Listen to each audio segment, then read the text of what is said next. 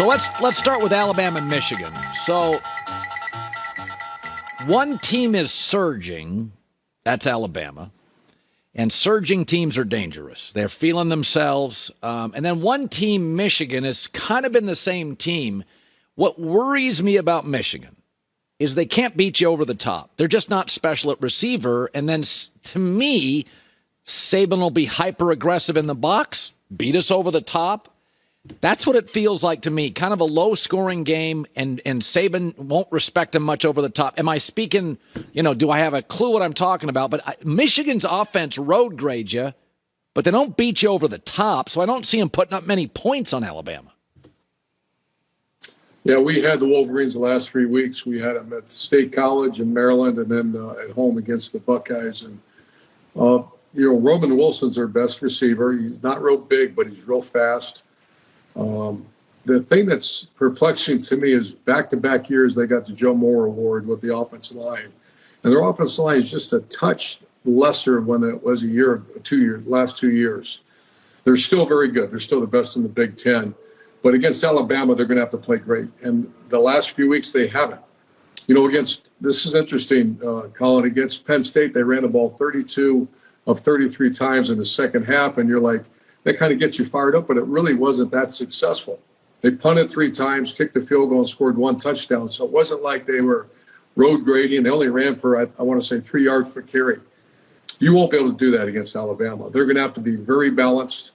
The receiving core is going to have to show up because I really believe Alabama will stop the run. And they're going to force J.J. McCarthy to go in that game. If J.J. McCarthy can get the ball to the wideouts, and the wideouts, to me, like you said, I have not seen a bunch of big plays over the top. And these kind of games, every yard's going to matter. A big play or two will win this game. So Jalen Milroe is hot and cold, but he's a big kid who's got a big over-the-top arm. I mean, he looks the part. And they're surging. Can they move the ball consistently on Michigan? I think they got the big play hit. I tell people on Big Noon that's Percy Harvin / Reggie Bush touching the ball every play. You don't have to find ways to get in the ball. He's touching it every snap, and he's the best athlete on the field in a couple hours. I think significantly the best athlete on the field. So, and you start getting this time of year, you saw him do it late in the year as well. He's going to run. And you know how I feel about running quarterbacks. You get a chance to get that cat. They're going to play man coverage, some man coverage against Alabama. And that one thing about man coverage now, everybody's got their back to the quarterback.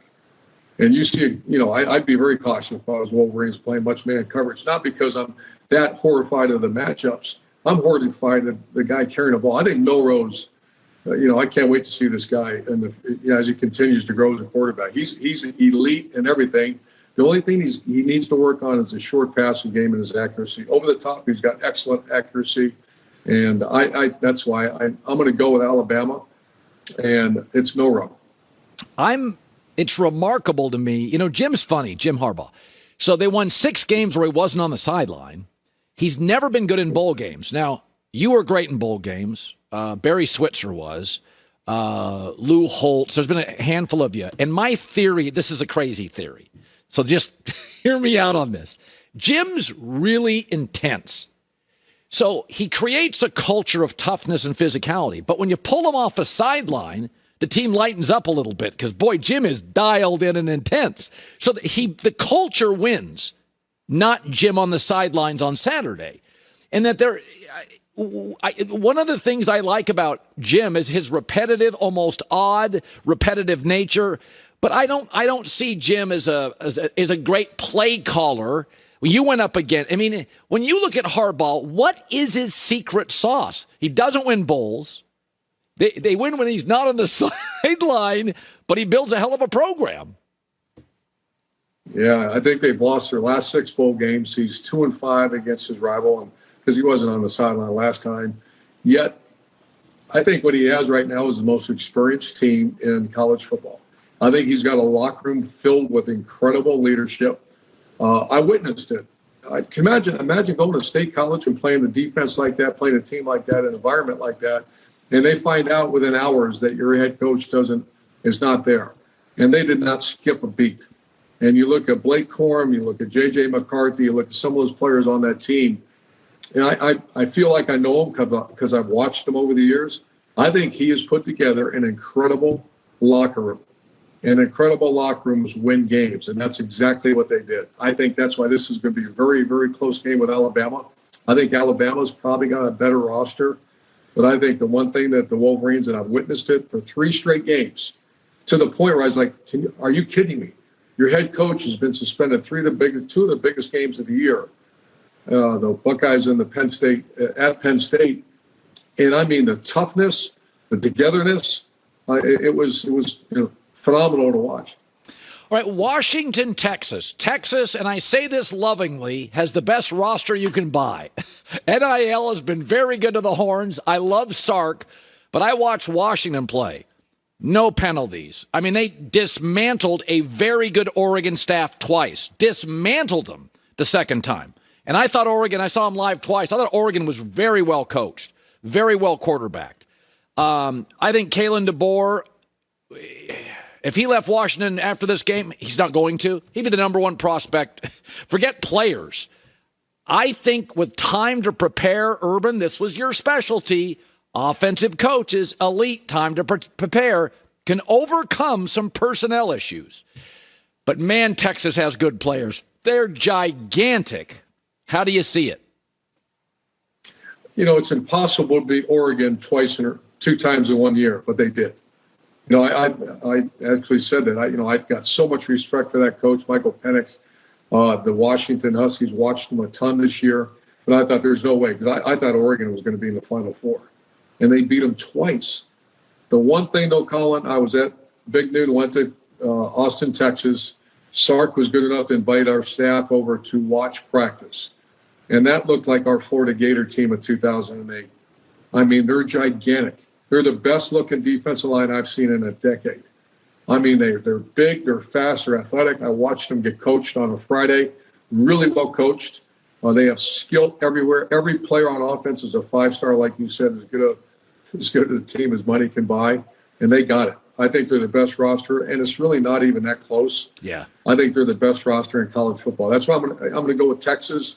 But I think we have 2 great matchups. This will be another great matchup, and I agree with you. The coaching at Washington, he's well-deserved to be Coach of the Year, which I believe he was. Finally, listen, next year in the 12-team playoff, programs like Ohio State are not going to lose their quarterback to a transfer. And I think this situation's tough. The dad and the son want absolutes. Ryan Day can't give them absolutes. You got to compete for the job. This stuff is hard. It's real easy to say, I can't believe Ryan Day. The dad and the son, they want to be, you got to play to get drafted. So I get how difficult it is. Guys transfer. I think next year, when you go to 12 playoff teams, you're not going to see as many top programs losing quarterbacks to transfer. They're going to be in the playoff. That said, are you kind of concerned with the direction of this portal thing, quarterback transferring? It really hit Ohio State. You got down to a 3rd quarterback pretty soon in that game. What do you make of it? I wish there was a way to redo the whole calendar. I don't understand why people are leaving right before these big games. And when Kyle McCord left Ohio State, obviously I'm very close to that situation. It took my breath away, and he ends up in Syracuse. All due respect to Syracuse, you're waking up one day in Syracuse, and you at one point you were at Ohio State. That doesn't compute with me. So I think the transfer portal. If there was a way to move that to January, and I'm not sure, I think this whole college football thing, and I know many of the coaches have said there's some great matchups. It's been really embarrassing though as well. When you start seeing Florida State, who was a great football team this year, get beat like that's embarrassing for our game. And I think Kirby Smart said something like that. That was not, whatever showed up, that wasn't Florida State of 2023. Whoever played in that game, that wasn't that same team. Yet it goes on the record, and those players and those coaches have to endure that. Ohio State loses Marvin Harrison Jr. They lose their quarterback, and they don't play very well in that game. So that's going to all change. The positive about the 12-team playoff, you're going to see very few players sit out. I don't think you'll see any sit out because you're playing for a national championship. Yeah. All right, so you're on Texas and Alabama. I'm a homer. I'm from the Northwest. I know I don't know what I'm talking about. I'm gonna take Washington. I don't know what I'm talking about though, and I don't. I'm not going to disagree with you. I know what I saw. And I saw a defensive line that to win a title, that's what they have to look like, Colin, and they do. All right, Urban, love having you. Big Noon Kickoff. Always appreciate you stopping by the show. Thanks. Happy New Year. Happy New Year. Hi, everybody. Thanks for watching. Subscribe here to get the latest from the show. Also, be sure to check out more of the best clips from The Herd or go watch a few segments from other shows on FS1.